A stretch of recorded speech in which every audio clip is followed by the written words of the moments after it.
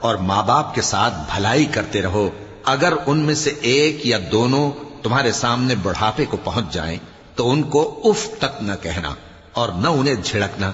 اور ان سے بات ادب کے ساتھ کرنا، اور عجز و نیاز سے ان کے آگے جھکے رہو اور ان کے حق میں دعا کرو کہ اے پروردگار،